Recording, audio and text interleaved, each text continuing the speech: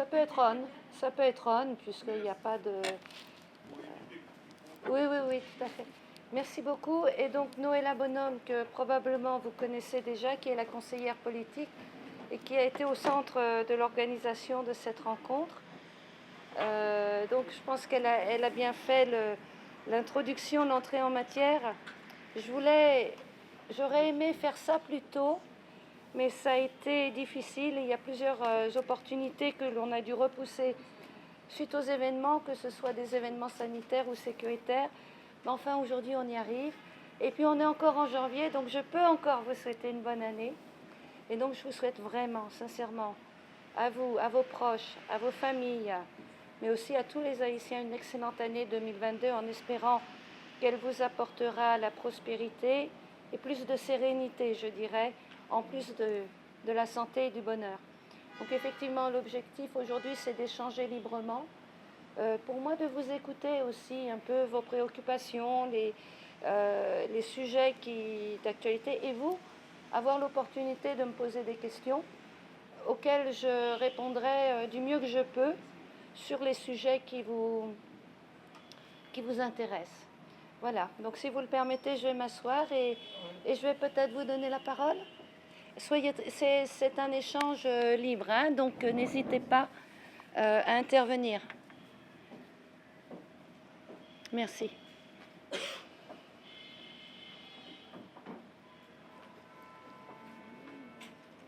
Oui.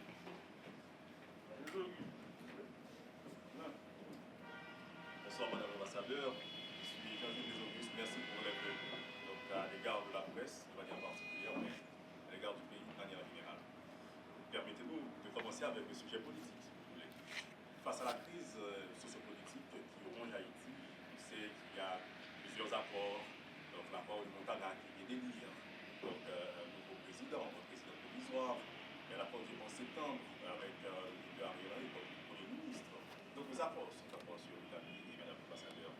Et quelle est la position de l'Union européenne de manière générale face à la crise globale du Haïti, mais avec cette lutte réelle vers la présidence du pays entre la primature et les autres apports? C'est peut-être ma première question et donc d'abord. Merci. Merci beaucoup. Excusez-moi, vous êtes de quel média? Je suis Jean-Gilles Desaugustes de Radio et Télévision Métropole. Oui, excusez-moi, parce que vous ne vous en rendez peut-être pas compte, mais je ne vous vois pas en fait parce que je suis à contre-jour. Ok, oui, c'est des questions tout à fait pertinentes et d'actualité. Peut-être commencer en disant que l'Union européenne est vraiment très préoccupée face à la crise, qui prend quand même des niveaux d'intensité importants par rapport à ce que l'on a pu voir dans le passé. Une situation qui, d'une manière globale dans le pays, s'est continuellement détériorée depuis de nombreuses années. Donc les indicateurs sont mauvais. Donc tout cela nous préoccupe parce que l'objectif central du partenariat de l'Union européenne avec le pays, c'est vraiment d'appuyer les Haïtiens pour trouver et se remettre sur les voies du développement, pour établir les bases d'un développement durable qui va bénéficier à l'ensemble de la population, à tous, à toutes, et cela dans le respect des droits fondamentaux, le respect de chacun. Donc effectivement, notre objectif était celui-là, demeure celui-là, sera celui-là, établir un partenariat solide avec le pays pour l'aider à retrouver le chemin, un chemin qui lui permette d'établir un avenir meilleur pour tous. Donc, préoccupation, nous continuons à agir sur divers fronts en essayant d'appuyer au mieux en fonction de notre valeur ajoutée. On table beaucoup aussi sur l'importance de nos valeurs qui, je crois, sont un vrai apport, une réelle valeur ajoutée pour le pays. Ces valeurs d'état de droit, de démocratie, de respect, de développement durable, c'est vraiment au centre de notre action. Dans ce contexte, que pensons-nous de la situation et de la lutte politique? Effectivement, c'est une lutte acharnée, semble-t-il, entre divers groupes qui ont chacun leur vision et stratégie. On a toujours dit que dans une situation telle que celle que vit le pays à l'heure actuelle, où on est malgré tout dans un vide institutionnel, le seul moyen pour retourner une certaine normalité et commencer à traiter de manière urgente les priorités du pays, cela suppose un large accord. Un accord qui soit le plus large possible et qui réunisse, qui soit le plus inclusif possible. Pour l'instant, malheureusement, les positions restent assez tranchées. Des négociations se déroulent, elles se déroulent d'ailleurs, j'oserais dire, depuis des mois, sans vraiment aboutir à une large entente qui permette d'avancer. Donc je ne peux qu'encourager vraiment toutes les parties prenantes à sincèrement se mettre autour de la table pour trouver entre elles quelle serait la solution haïtienne pour sortir de cette crise. Parce que de part et d'autre, il y a de bonnes propositions, il y a certains points communs sur lesquels on pourrait construire. Et il faut vraiment s'acharner à trouver un accord pour se concentrer sur les urgences du pays. Il est important de rétablir la sécurité, c'est quand même un sujet de préoccupation quotidien pour tous. Et ensuite, évidemment, travailler pour rétablir une certaine normalité institutionnelle, mais aussi traiter des grands sujets socio-économiques. La population attend.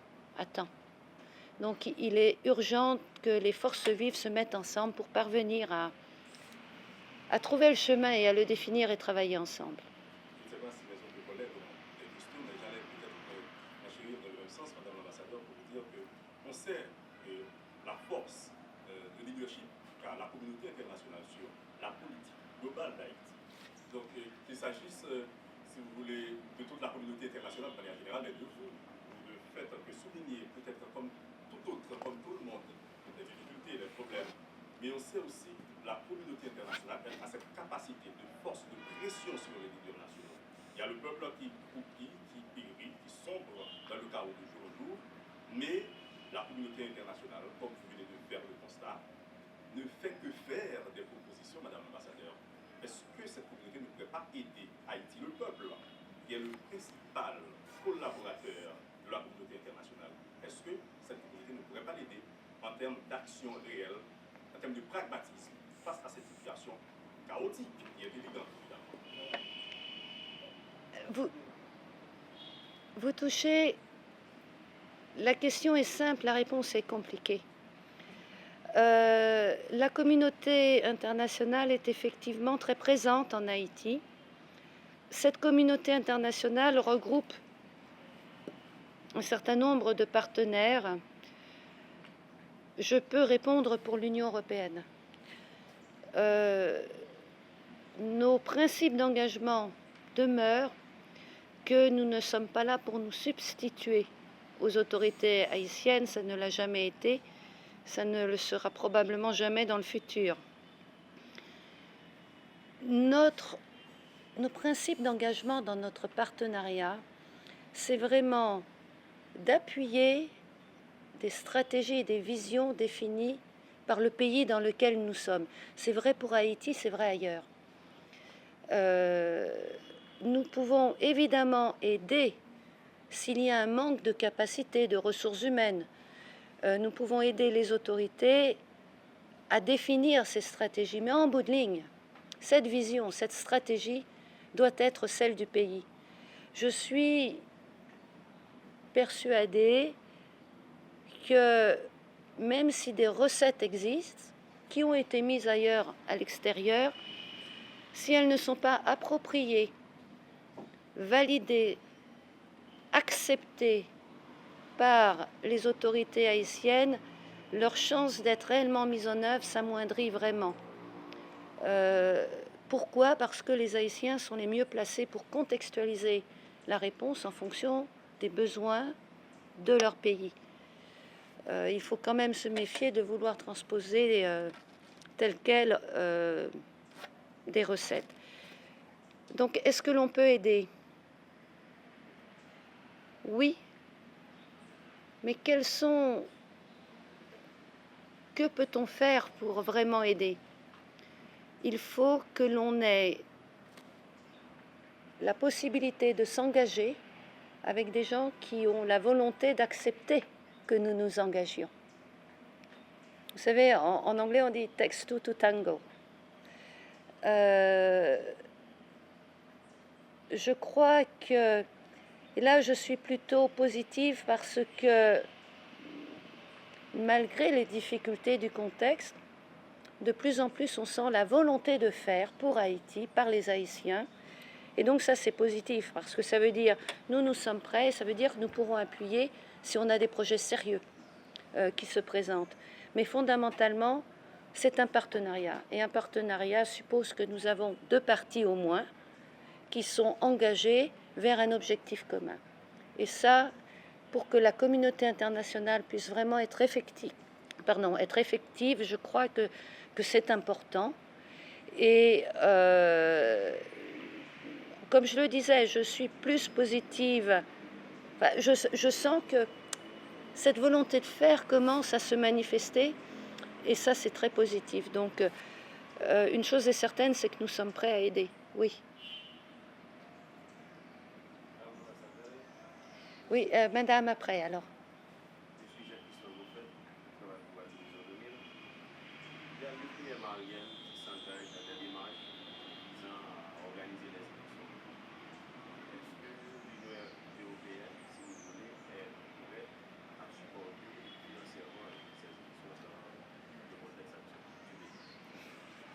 Ok. Alors, comme vous le savez,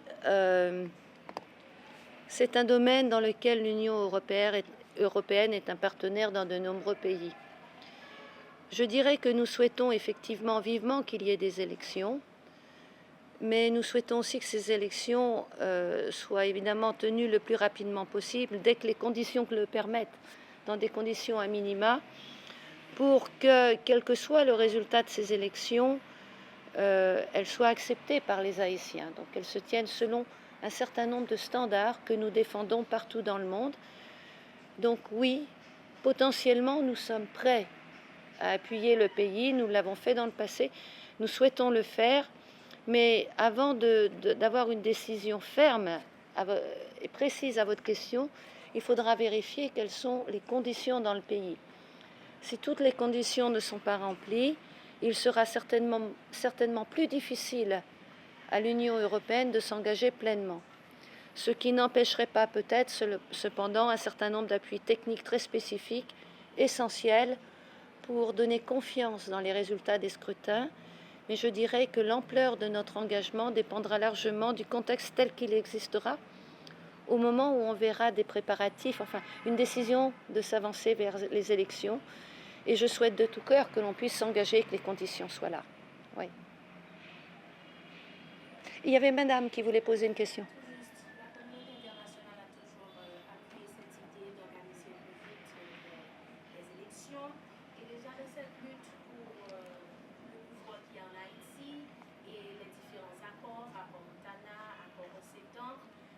Notamment ceux qui sont pour l'accord d'Ottawa, ils accusent souvent la communauté internationale d'être partie prenante dans cette bataille. Et déjà par rapport à votre position pour la réalisation des élections plus vite, donc j'aimerais avoir une éclaircissement là-dessus. Est-ce un appui au Premier ministre Ariel Henry qui également veut organiser les élections, ou bien c'est peut-être autre chose? Merci. Je vois que j'ai besoin de clarifier ma position. On n'est pas pour l'organisation d'élections au plus vite. On est pour l'organisation d'élections qui réunissent des conditions pour être à minima crédibles. Et idéalement,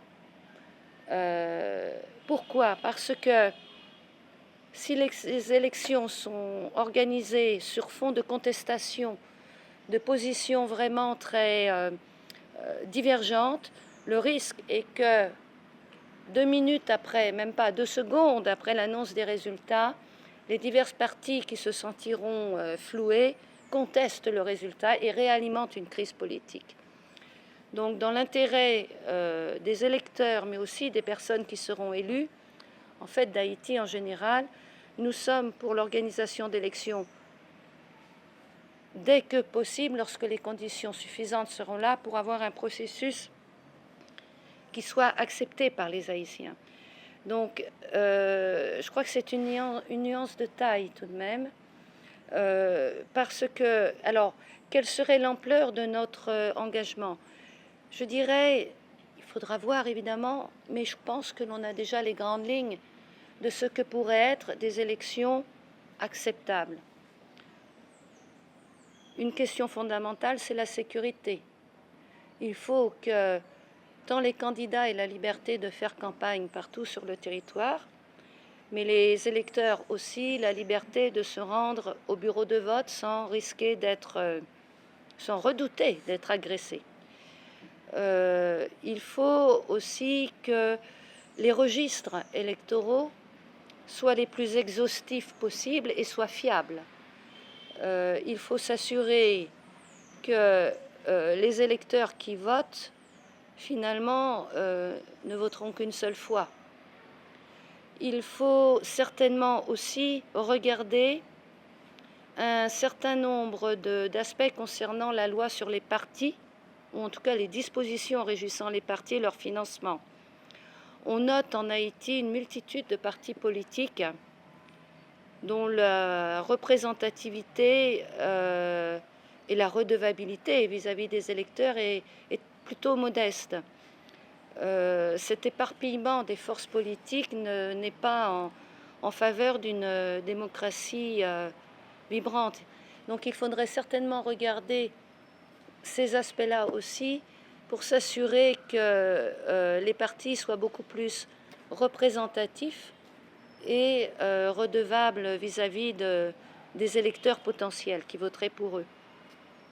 Donc ça, c'est aussi ces aspects techniques sont en réalité très importants pour donner confiance dans tout le processus et pour encourager la participation. L'intérêt d'un candidat est d'être élu, évidemment, avec le plus de voix possible. Ça assoit sa légitimité, bien entendu. Donc tous ces aspects-là sont très importants. La sécurité sera fondamentale, justement, pour permettre de mettre en place ces divers aspects. Mais il peut y en avoir d'autres. Et lorsque la question va se poser, on regardera ça en coordination avec les autorités. Pour donner confiance dans le processus, il sera aussi important que l'organisme qui est en charge des préparatifs soit le plus inclusif et consensuel possible pour donner confiance aux candidats, leur donner confiance pour se présenter, mais aussi confiance aux électeurs. Donc vous voyez, il y a un certain nombre d'éléments fondamentaux qui sont techniques, mais qui ont une grande importance et des répercussions. Donc l'Union est prête à appuyer dans ces domaines, mais comme je vous l'ai dit, je ne peux pas vous garantir aujourd'hui que nous le ferons. Tout dépend un peu du contexte comme il va évoluer, mais nous l'avons fait dans le passé et on envisage, on se prépare effectivement pour donner un appui si le contexte le permet, mais au moins quelques appuis techniques qui favoriseront de meilleures élections. Et tout cela se fera, il n'y aura pas que nous, on le fera en coordination avec d'autres partenaires de la communauté internationale qui peuvent aussi contribuer à permettre un meilleur processus. Je crois qu'il y avait monsieur et ensuite... Ah bah bon, ok. Je suis Hervé Noël, je travaille pour Radio Télépiscéa. Ma question c'est à propos de l'échéance du 7 février 2022. Il y a beaucoup de voix persistantes et des politiques qui exigent le départ du Premier ministre Ariel Henry. Et avec l'accord Montana, c'est peut-être une autre option que le PM Ariel Henry porte. Quelle lecture que l'Union européenne doit faire de cette situation? La deuxième partie, en termes de support, en termes de contribution de l'Union européenne, est-ce qu'il y a des chiffres et la possibilité que ces promesses soient effectivement respectées? Merci. D'accord. Concernant la date du 7 février, c'est une date symbolique, hein, effectivement, en Haïti. On voit qu'il y a des positions tout à fait opposées sur cette question. Ça traduit quoi en définitive? Ça traduit le fait que les partis ne sont pas parvenus à un accord finalement pour surmonter cette date. sans me prononcer sur la pertinence ou non de cette date, parce que je ne suis pas constitutionnaliste, et en tant que diplomate, ça n'est absolument pas mon rôle de le faire.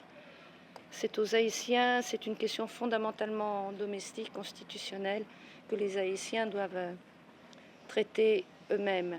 Mais la lecture que j'en fais, c'est que cette date est effectivement utilisée pour le positionnement des uns et des autres et traduit finalement un rapprochement qui n'a pas encore eu lieu. Et il est normal que chacun ait des positions divergentes, je veux dire, dans tous les pays au monde. Il n'y a pas une uniformité dans la pensée, fort heureusement. Cela étant, ce que j'espère, c'est que les Haïtiens de tous bords vont réussir à surmonter ces discussions sur des textes pour vraiment se concentrer sur l'intérêt collectif et sur ce qui est important, et donc pour avancer et remettre le pays sur les rails. Finalement, c'est ça qui est important, plutôt que l'interprétation d'une date. Il avait une deuxième question, excusez-moi, sur les chiffres. Écoutez, on est en fin d'un cycle de financement, mais on a encore pas mal d'activités en cours, et l'on va bientôt communiquer, mais on n'est pas prêt aujourd'hui, sur ce qui est envisagé pour le futur. Donc, ce qui est certain, c'est que l'Union européenne, avec ses États membres, est l'un des principaux bailleurs dans le pays. Donc on parle de montants relativement importants. Mais tant que ces chiffres n'ont pas été confirmés officiellement, je ne peux pas les communiquer maintenant. Mais sachez que comme nous avons encore des programmes ou des projets qui sont en cours, nous avons encore de quoi soutenir une activité dans nos secteurs d'activité prioritaires. Oui.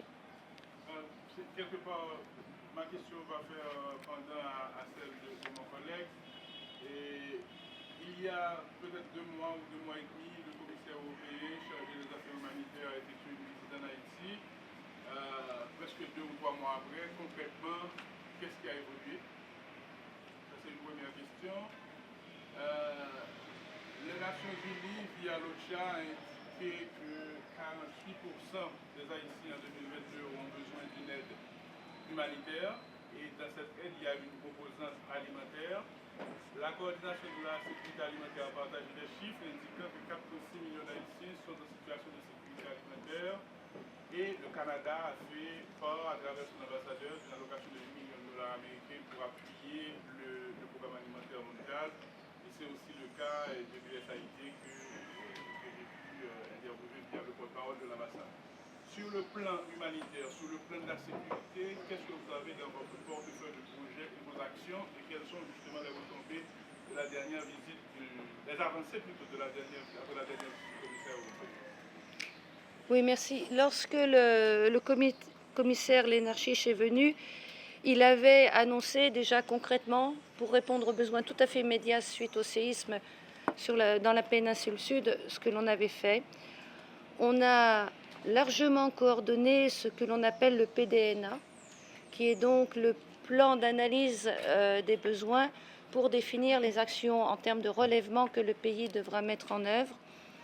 Donc nous avons, et là je me méfie parce que j'ai plus tous les chiffres en tête, mais nous avons décidé déjà d'engager une dizaine de millions additionnels pour justement répondre aux besoins les plus urgents qui auront été identifiés. Nous avons déjà contribué.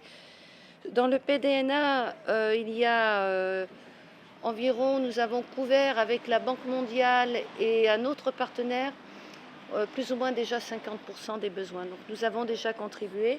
Et ce que nous faisons aussi, c'est que nous allons voir dans quelle mesure nous pouvons réorienter en termes géographiques un certain nombre de programmes dans le domaine de la sécurité alimentaire que nous avons pour répondre aux besoins qu'il peut y avoir plus spécifiquement dans ces régions. Donc, et là, ce sont des fonds qui ne sont pas des nouvelles mobilisations, mais qui sont plutôt une réorientation pour répondre aux besoins les plus criants qui ont été 70 millions plus ou moins. Donc, et ensuite, évidemment, en fonction des actions qui seront mises en cours en fonction de ce que les autres partenaires vont faire. On verra pour le futur comment nous allons orienter notre partenariat, parce que dans notre prochaine programmation, nous restons dans le secteur que nous appelons la résilience des territoires et des personnes, et nous allons probablement voir quelles sont les zones qui en ont le plus besoin pour appuyer les stratégies de restauration, de stabilisation en Haïti, et de retour des services de l'État finalement dans les quartiers qui en ont le plus besoin à l'heure actuelle. Alors ça m'amène à la sécurité. Le volet sécurité, comme vous le savez fait l'objet d'une grande coordination en ce moment entre les partenaires de la communauté internationale. Il y a plusieurs volets, le volet sécuritaire pur, rétablissement de l'ordre, mais il y a aussi tous ces aspects stabilisation pérenne. Et c'est plutôt dans ce secteur-là que l'Union européenne a une valeur ajoutée. D'autres partenaires sont déjà dans ce secteur, nous y sommes déjà également, mais nous voulons vraiment monter en puissance en termes de réponses et de fonds que nous allons mettre à disposition. Donc cela, on l'étudie en ce moment. On n'a pas encore identifié exactement ce que l'on pourrait faire, mais l'idée est de pouvoir pérenniser un retour à une certaine stabilité dans les quartiers affectés par la violence pour donner des alternatives aux populations. Donc c'est plutôt une optique de stabilisation, réduction de la violence communautaire. Oui. Permettez-moi de formuler pour essayer de comprendre si j'ai bien saisi. Là, vous avez déjà 70 millions d'euros d'engagés dans le domaine de la sécurité alimentaire que vous allez réorienter. Alors, ce sont 70 millions d'euros qui sont déjà engagés sur le programme qui a été approuvé il y a quelques années. On avait des actions prévues à la fois pour l'urbanisation dans les quartiers, améliorer les conditions de vie, d'assainissement, etc. On avait effectivement des programmes dans le domaine de la sécurité alimentaire, et on va voir comment mieux orienter et voir notamment en coordination avec les autorités et peut-être le ministère de l'Agriculture, comment peut-être on pourrait aider les agriculteurs notamment qui ont eu leurs terres, qui ont été balayées, voir comment leur permettre de pouvoir avoir une nouvelle saison et des récoltes. Il y a ces options-là, mais il y a d'autres options qui sont en ce moment à l'étude et qui seront de toute façon complètement alignées sur les priorités qui auront été identifiées dans le PDNA. C'est pour ça que je ne peux pas encore vous donner une réponse très précise. Une dernière question. L'Union européenne fait de l'appui budgétaire direct à l'État haïtien. Selon certains, le gouvernement a fait des efforts en termes de meilleure gestion des finances publiques, notamment en diminuant les subventions aux produits pétroliers. Est-ce que pour vous c'est un bon signe? Est-ce que cela induit des considérations en termes d'appui budgétaire si nous parlons de quelque chose? Oui, alors effectivement, nous avons un programme d'appui budgétaire, donc une aide directe aux finances de l'État. Notre dernier déboursement a été suspendu, les conditions d'éligibilité ne permettant pas de progresser. Nous avons noté effectivement depuis quelque temps qu'il y a eu des progrès très importants. Effectivement, la réduction des subventions sur les produits pétroliers faisait partie de ces réformes difficiles, mais qui doivent être faites. Ces subventions grevaient les finances de l'État d'une manière insoutenable, en fait, alors que l'État a très peu de ressources. Donc ça, c'est certainement une réforme qui était incontournable, je dirais, et avec courage, cette réforme a été mise en œuvre, pour partie. Donc ça, c'est très positif. Ça épargne des ressources de l'État qui peuvent donc être affectées à des dépenses socio-économiques urgentes. Donc ça, c'est un signe. Je sens également un certain nombre de progrès dans la gestion des finances publiques. qui sont des signes encourageants. Car effectivement, il est très important, et dans le cadre de notre appui budgétaire, nous allons regarder principalement les ressources de l'État, donc une meilleure collecte de l'impôt. Tout État a besoin de ressources propres s'il veut pouvoir les affecter à des programmes sociaux, mais aussi la dépense de l'État. Donc la dépense de l'État, c'est s'assurer que cette dépense est faite selon des règles plus transparentes. On pense au marché public, mais il y a aussi tous les aspects de contrôle. S'assurer que les priorités qui ont été identifiées ont bien les bonnes allocations budgétaires nécessaires et les fonds sont destinés à ces programmes. Donc, tant la ressource que la dépense, qui sont des réformes en fait incontournables. Aucun État ne peut en faire l'économie.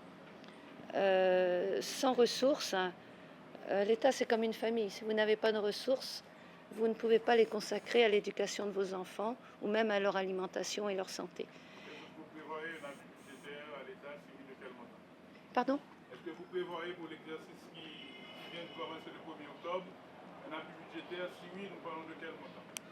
Bien, on a toujours cette tranche d'appui qui est suspendue.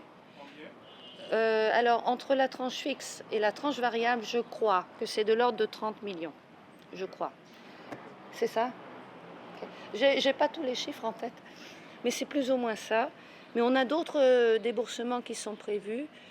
Mais cela suppose qu'un certain nombre de réformes essentielles soient vraiment enclenchées pour que donc on ait la possibilité de débourser. Donc je sens que il y a des signaux positifs qui se multiplient. Mais nous devons encore, et nous sommes, vous savez, c'est un dossier que nous suivons, pour ainsi dire, au jour le jour, pour voir effectivement quelles sont les opportunités et comment mieux appuyer. Un des critères que l'on a pour le déboursement et qui a fait défaut quand même ces derniers temps, on a besoin d'un budget aussi. Je vois d'un signe positif que le FMI va peut-être reprendre les discussions pour accorder avec l'État un plan de réforme essentiel en termes macroéconomiques et gestion des finances publiques. Donc il y a des signaux là qui sont plutôt positifs et donc nous ferons tout pour que... Il faudra attendre là encore. Il faut attendre encore, oui. Ma dernière petite question, elle est politique. Avec l'élection de M. Fridjan comme président de l'accord Montana-Penn et celle de M. Steven Benoit comme Premier ministre, dans un contexte, vous venez de le dire, de lutte politique, est-ce que selon vous, c'est un petit pas dans la bonne direction vers la mise en commun des différentes entités dans la perspective peut-être de grand dialogue final dans lequel tout le monde se retrouvait autour d'une table? Écoutez, je ne peux que le souhaiter. Monsieur Fridjan, mais aussi Monsieur Benoit sont connus pour leurs compétences, leurs qualités.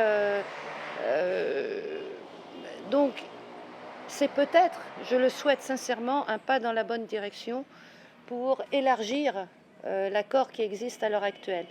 Parce que je ne peux m'empêcher de constater que cette désignation, pour l'instant, reste un petit peu virtuelle. Donc, est-ce le signe d'une prochaine étape pour un accord plus large, pour faire les choses? Ça, ce sont les Haïtiens qui ont la réponse, je ne sais pas. Mais on en revient toujours à cette question d'accord inclusif. Toutes les forces vives qui peuvent vraiment travailler pour améliorer la situation du pays doivent réellement se mettre ensemble. Madame l'ambassadeur, je reviens une petite question certainement. Vous avez dit qu'il faut un accord large pour la réussite. Après cette février, certainement le pays sera dans une situation d'inconstitutionnalité totale, si vous voulez, ou pour certains ou d'autres, d'extra-constitutionnalité.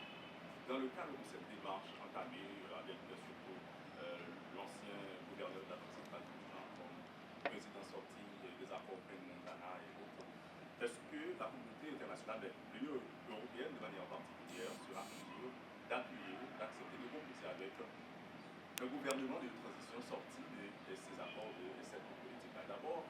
Ensuite, c'est concernant l'enquête sur l'assassinat du président Jovenel. Il y a des gens qui pensent que rien ne pourrait arriver à un président en fonction d'Haïti sans le laxisme ou sans la complicité de la communauté internationale. Vous savez, on dit n'importe quoi quand le roi est mort. Comment vous voyez le processus de cette enquête sur l'assassinat du président Jovenel Moïse? Voilà.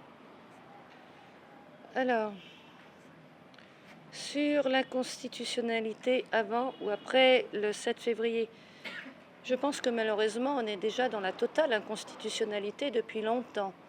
Je ne vois pas ce que le 7 février changerait fondamentalement sur le fait que nous ne sommes pas dans une normalité institutionnelle. Alors vous parlez de degrés, le sera-t-on un peu plus, un peu moins? Personnellement, n'étant pas constitutionnaliste, je refuse de me prononcer sur cette question parce que, ce n'est pas mon champ de compétence, mais je n'en ai pas l'autorité en tant que diplomate. Je pense que ça, c'est une question auxquelles les Haïtiens doivent répondre. Mais effectivement, depuis déjà de longs mois, voire plus, les institutions, certaines sont empêchées ou dysfonctionnelles. Donc, il est urgent de trouver une solution.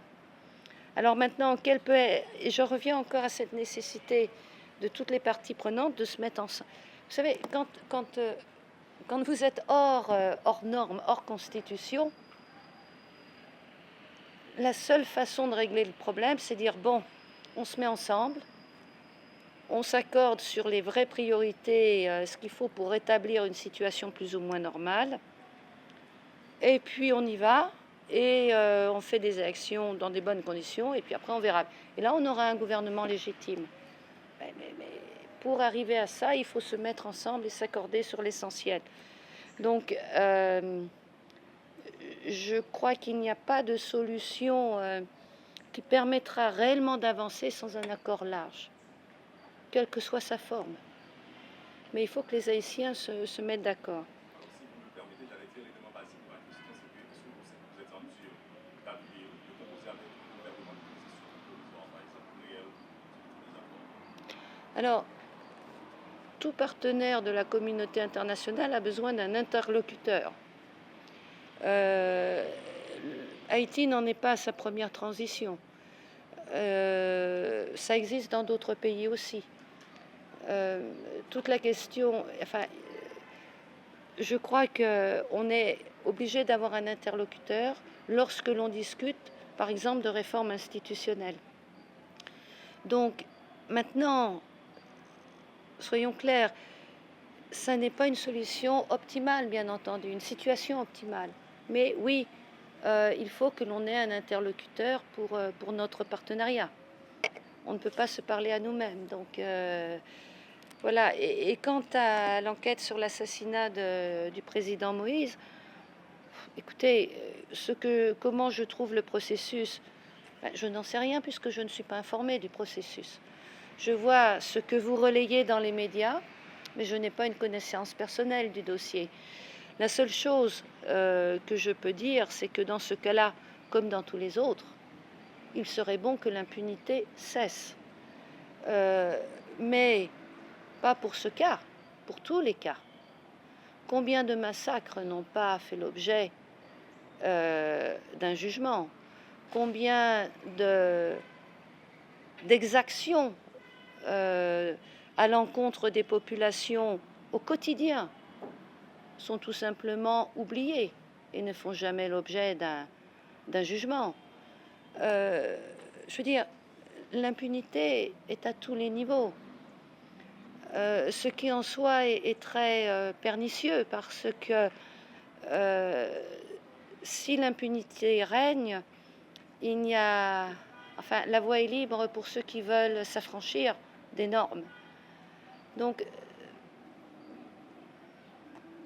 je ne peux que souhaiter une autorité judiciaire qui retrouve sa place et qui soit plus fonctionnelle et qui puisse effectivement remplir son rôle et redonner confiance aux Haïtiens qu'ils sont dans un état de droit et que leurs droits ont été bafoués, ils ont des chances d'être écoutés et d'obtenir justice éventuellement.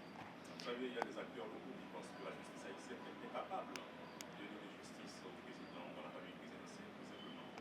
a d'autres qui demandent également l'appui de la communauté internationale sur le plan judiciaire aussi, pour que l'enquête puisse aboutir. Vous pensez que l'appui de la communauté internationale serait important dans le cadre du processus de cette enquête? Écoutez, il faudrait tout d'abord que l'on ait des demandes concrètes en ce sens. Je n'en ai pas eu à ma connaissance.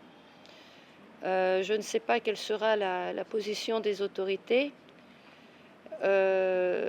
Et je n'ai pas la réponse à cette question maintenant. Je ne sais pas parce que ça reste assez hypothétique quand même, votre demande.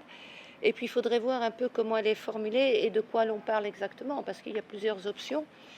Mais dans un environnement idéal, ce serait évidemment une justice qui fonctionne en Haïti pour tous. Tous. J'ai une question. Oui, donc on voit que la contribution de l'Union européenne donc, se situe donc, pour des assistances et des contributions. Est-ce qu'il n'y a pas moyen de faire la promotion d'investissement européen en Haïti? Est-ce qu'il n'y a pas moyen de changer cette réalité, cette donne qui s'applique par la contribution, disons, par le support d'Haïti? Oui, hein, vous avez vu que l'investissement direct étranger est en décroissance. C'est aussi l'un des indicateurs qui se détériore. Donc vous avez une contraction de l'économie et moins d'investisseurs étrangers qui viennent. Pourquoi? Parce que faire des affaires en Haïti est extrêmement périlleux, aléatoire. L'environnement des affaires se dégrade. Et que demande fondamentalement un investisseur pour décider sur un projet d'investissement? Il veut avoir une certaine certitude juridique qu'il pourra faire ses affaires et que s'il y avait un problème, ses contrats seraient reconnus, il pourrait éventuellement aller en justice notamment. Donc, il serait bon que l'investissement étranger vienne parce que ça peut être un moteur de la relance dans le pays. Le pays en a terriblement besoin. Mais avant que ceci soit vraiment possible, il va falloir travailler sur l'environnement des affaires et améliorer un certain nombre de choses, je pense, pour donner confiance aux investisseurs, y compris aux investisseurs haïtiens d'ailleurs. Hein, c'est valable pour tout investisseur. Donc ça, et dans le cadre des réformes que l'on appuie, notamment via notre appui budgétaire, cette idée aussi d'avoir plus de transparence est un des éléments clés qui progressivement peut donner confiance au monde des affaires. Et donc Haïti, avant que l'Union européenne puisse appuyer des investisseurs, il va déjà falloir améliorer l'environnement et on travaille là-dessus pour que les conditions soient là. Vous savez, si les conditions sont là, l'investissement va venir parce que le potentiel est là. Ensuite, d'autre part, l'Union européenne a plus une responsabilité à niveau global. Pour ce qui est d'investisseurs particuliers, c'est surtout nos États membres qui s'en occupent, mais tous disent la même chose. L'environnement des affaires est dégradé et a besoin d'être amélioré pour que les investisseurs intéressés viennent s'établir en Haïti plutôt qu'à l'Est ou à l'Ouest. Je vous remercie. Moi, j'aurais une petite question à vous poser, à vous tous, sur la seule. Comment vous voyez vos conditions de travail? Parce que malheureusement, votre profession a été affligée victime de violence. Vous avez perdu des confrères, consoeurs.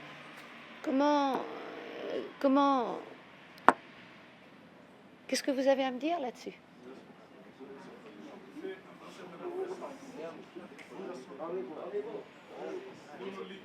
Vous nous lisez certainement les reportages concernant les violences subies par nos pères journalistes. C'est une situation exceptionnelle. Il y a eu récemment ce confrère journaliste assassiné lorsqu'il se rendait en reportage à la Boule 12. Ouais. Il y a d'autres cas de confrères qui ont été, comme d'autres citoyens qui circulent dans le pays, enlevés. Donc nous, comme éléments appartenant au corps social, sommes exposés au même risque. Maintenant, dans un climat, vous l'aurez compris, de violence, nous ne sommes pas épargnés. Et dans un climat aussi de tension politique, il arrive que l'on soit parfois tiraillé de côté comme de l'autre. Mais globalement, c'est c'est d'être dans l'adversité, mais je vois que mes confrères résistent et font leur travail avec le courage nécessaire, avec la recherche de toujours s'améliorer, d'être utile. Naturellement, il y a toujours des marges, il y a toujours des choses que l'on peut améliorer, mais ce n'est pas facile, mais je crois savoir que nos pères résistent et font de leur mieux pour continuer à informer la population. Oui, et je dois saluer le talent et le courage des journalistes en Haïti. Je crois que vous avez des leçons à donner au niveau international quand même. Vraiment. Mais c'est vrai que vous êtes victime comme tout le monde, hein, mais vous n'avez pas l'impression que de par votre profession, qui est si importante dans une démocratie, vous seriez plus ciblé? De plus en plus par les chefs de gang, c'est ainsi. Oui. De plus en plus. De plus en plus, bon, là, il y a des chefs de gang qui ciblent directement les journalistes, qui les menacent. Mais comme je vous dis, le travail du journaliste, c'est d'informer ses lecteurs, ses auditeurs, son public, de façon à pouvoir se faire une opinion éclairée sur des thématiques de l'actualité. Donc, par rapport à tout ça, il arrive que l'on soit pris à partir par ces gens-là, mais ce sont les risques du métier, je suis bien tenté de dire.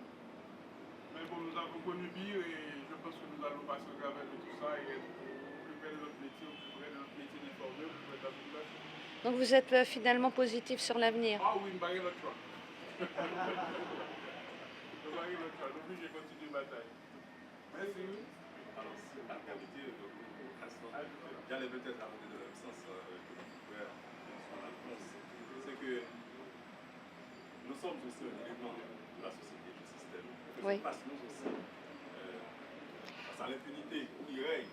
Donc, face au chaos on règne. L'indignité